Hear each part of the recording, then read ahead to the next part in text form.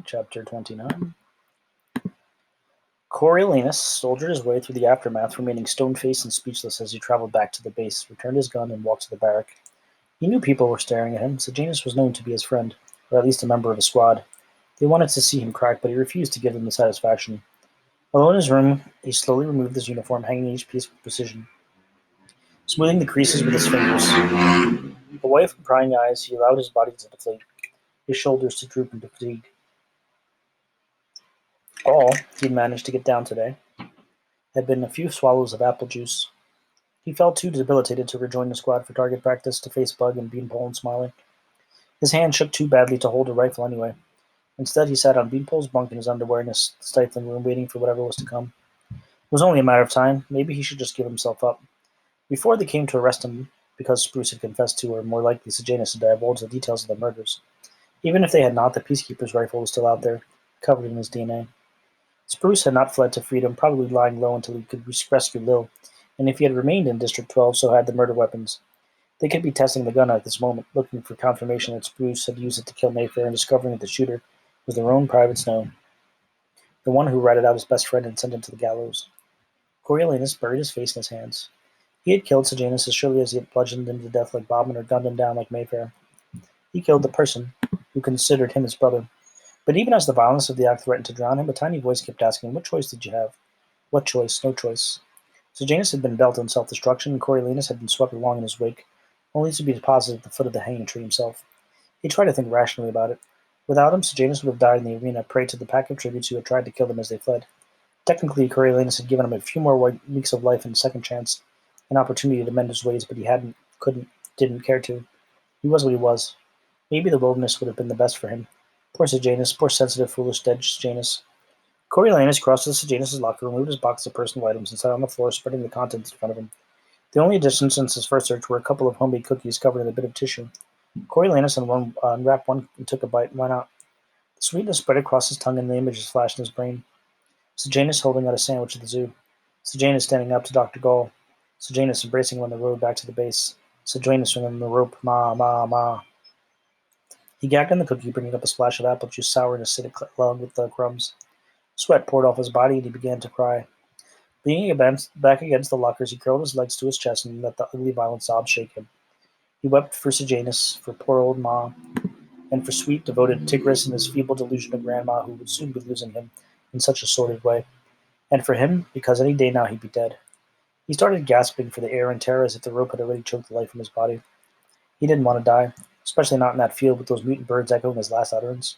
Who knew what crazy thing you'd say in a moment like that, and him dead and the birds screaming it all out at the mockingjays turned into some macabre song?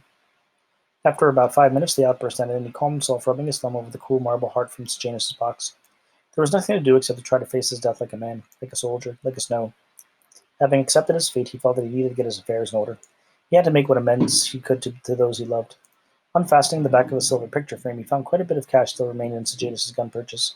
He took one of the creamy, fancy envelopes Sejanus had brought from the capital, stuffed the money in it, sealed it, and addressed it to Tigris.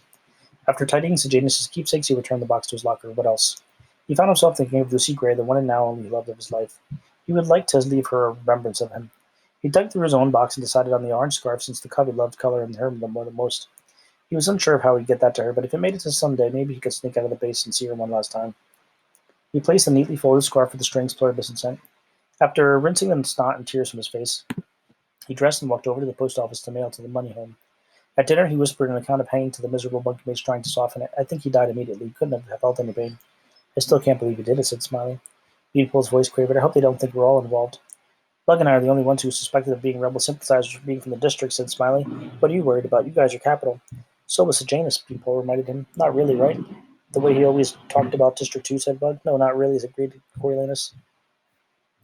Coriolanus spent the evening unguarded at the empty prison. He slept like the dead, which made sense since it was only a matter of hours before he joined them. He went through the motions during drills and often felt relief when at the end of lunch Commander Hopf's aide appeared and requested that he follow them. Not as dramatic as the military police, but as they were trying to reinstate a sense of normalcy among the troops. It was the right way to proceed. Sure that it had been taken away from the commander's office to the prison, Coriolanus regretted not placing some bit of home in his pocket to hang on to the last hours. His mother's powder would have been the thing, something to soothe him while he waited for the rope. While not grand, the commander's office proved nicer than any other space he'd been on base, and he sank in the leather seat across the desk from Hoff, grateful that he could receive his death sentence with a little class. Remember your snow, he told himself. Let's go out with some dignity. The commander excused his aide, who left the office and closed the door behind him. Hoff leaned back in his chair and considered Coriolanus for a long moment. Quite a week for you. Yes, sir. He wished the man would just get on with the interrogation. He was too tired to play some cat and mouse game. Quite a week, repeated Hoff. I understand you were a stellar student back at the capital. Coriolanus had no idea what he'd heard that from, and wondered if it could have been Sejanus, not that it mattered. That's a generous assessment. The commander smiled, and modest too. Oh, just arrest me, thought Coriolanus. He didn't need some long wind-up to what a disappointment he turned out to be. I'm told you were close friends with Janus Flint, said Hoff. Oh, here we go, thought Coriolanus. Why not speed things along instead of dragging out with denials?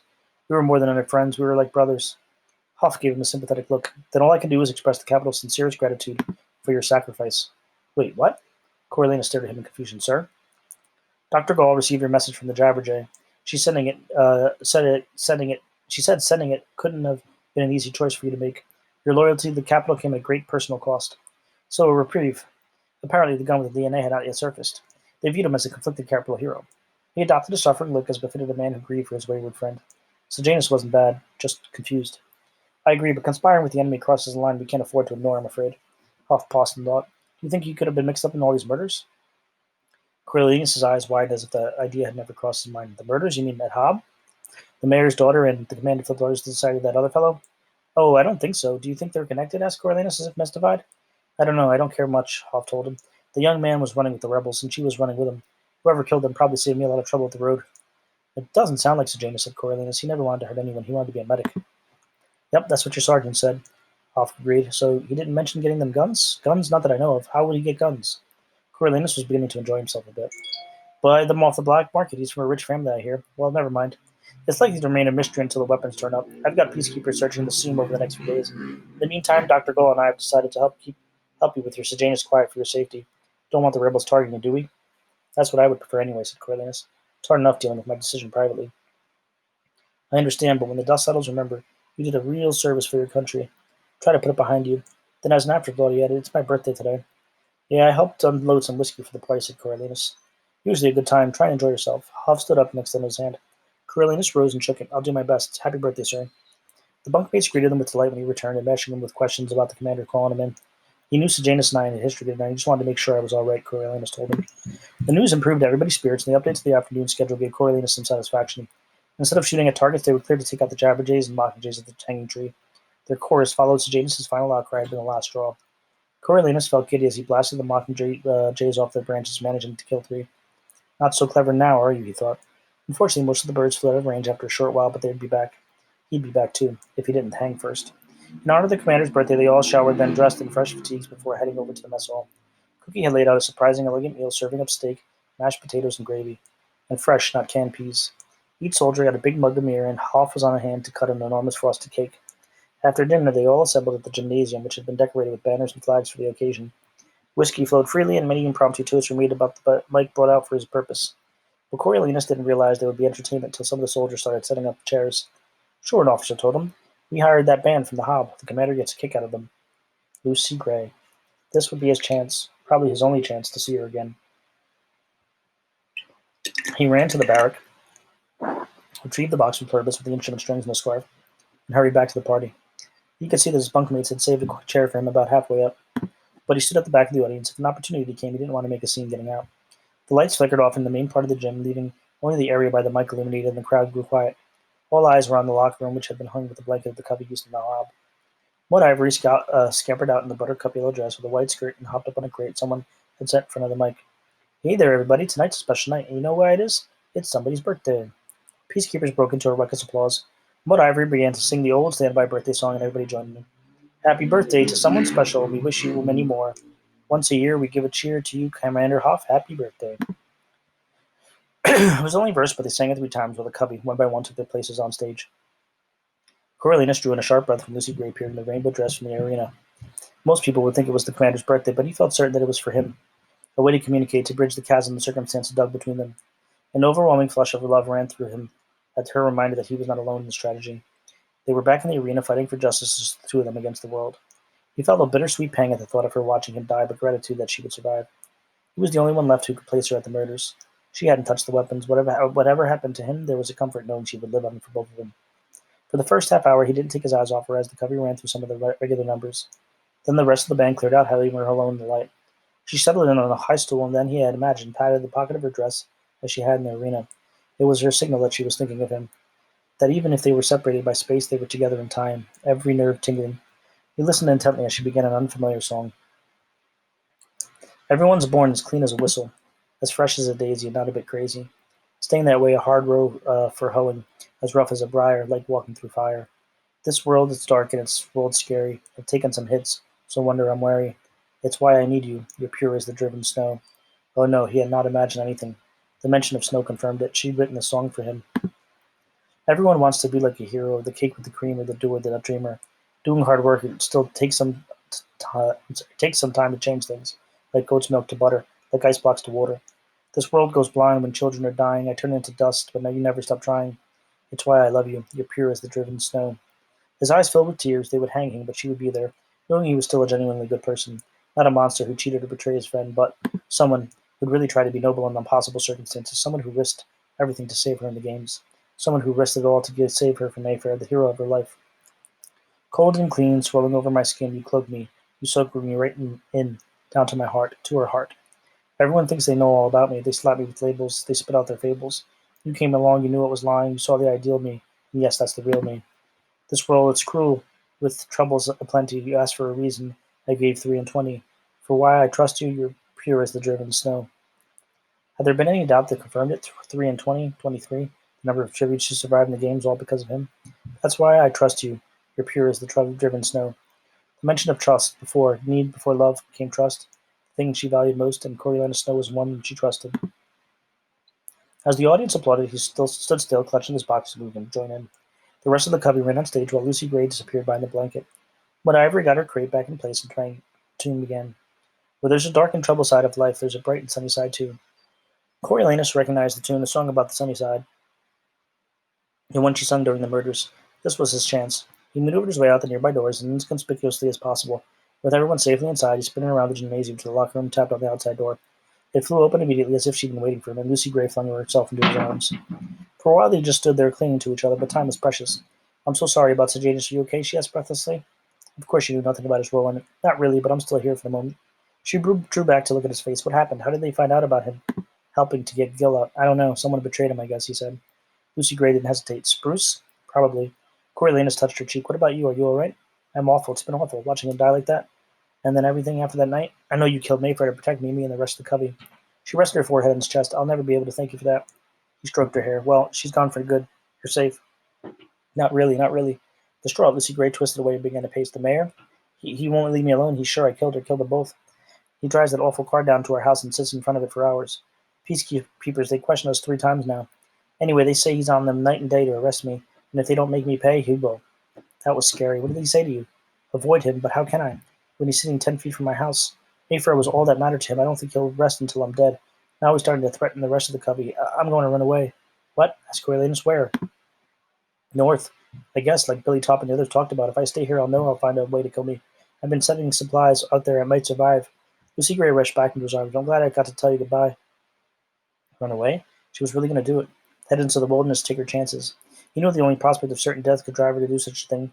For the first time in days, he saw a way to escape the noose. Not go by. I'm going to go with you.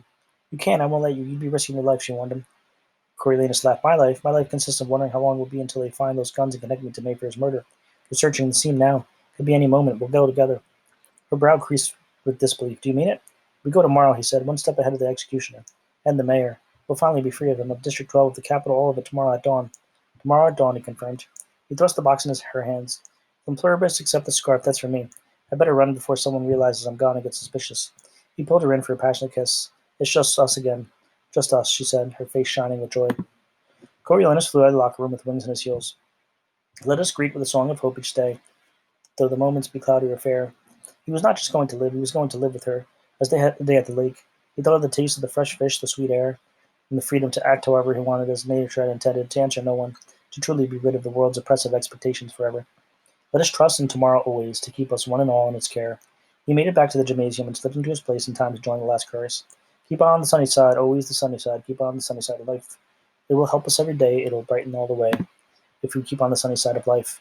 Yes, sir, keep on the sunny side of life.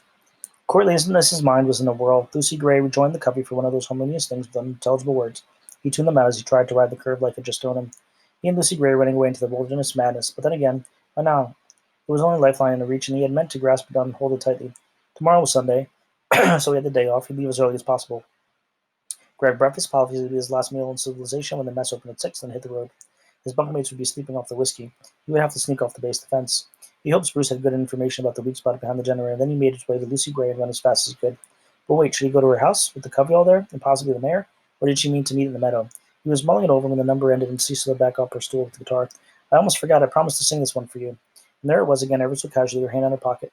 She began to sing the song he'd been working on when he'd come up behind her meadow. Are you coming to the tree where they strung up a man they say murdered thee? Strange things did happen here, no stranger would it be if you met at midnight in the hanging tree. The hanging tree, her old meeting spot with Billy Tope, that's where she wanted him to meet her. Are you coming to the tree where the dead man called out for his love to flee?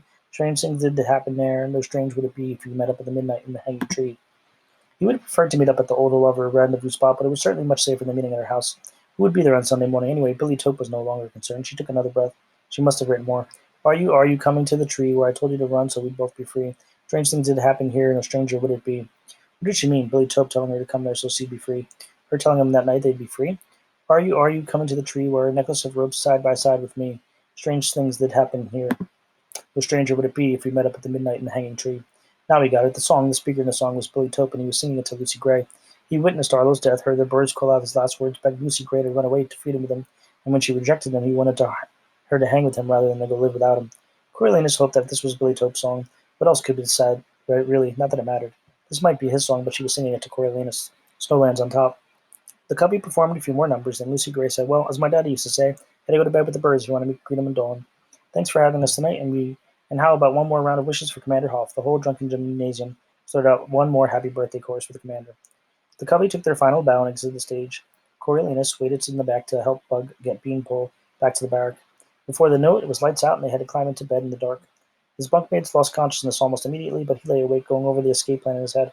Didn't require much. Just him, the clothes on his back, a couple of mementos in his pockets, and a lot of luck. Coriolanus rose at dawn, dressed in his fresh fatigue, and tucked a couple of clean changes of underclothes and socks into his pockets. He chose 3 photos of his family, the circle of his mother's powder, and his father's compass. Hid them among his clothes as well. At last, he made the most convincing form of himself he could with his pillow and blanket and arranged the sheet over it. As his bunkmates stored on, he gave the room one final look and wondered if he would miss them. He joined a handful of early risers for a breakfast of bread pudding, which seemed a positive omen for the trip, as it was Lucy Gray's favorite. He wished he could take more, but his pockets were full to bursting and he didn't have napkins in that mess. Draining his cup of apple juice, he wiped his mouth on the back of his hand, dropped to his tray for the dishwashers, and headed outside, planning to make a beeline for the generator. As he stepped into the sunlight, a pair of guards descended on him. Armed guards, not aides. Private said one. You're wanted in the commander's office. A jolt of adrenaline shot through him, his blood pounding his temples. This couldn't be happening. They couldn't be coming to arrest him just when he was on the verge of freedom. Of a new life with Lucy Gray? His eyes darted to the generator about 100 yards from the mess hall. Even with his recent training, he'd never make it. He never would. I just need 5 more minutes, he pleaded with the universe. Even 2 will do. The universe ignored him. Flanked by the guards, he drew back his shoulders and marched straight to the commander's office, prepared to face his doom. As he entered, Commander Hoff rose to his desk, snapped to attention, and gave him a salute. Private Snow, he said, let me be the first to congratulate you. You leave for officer school tomorrow.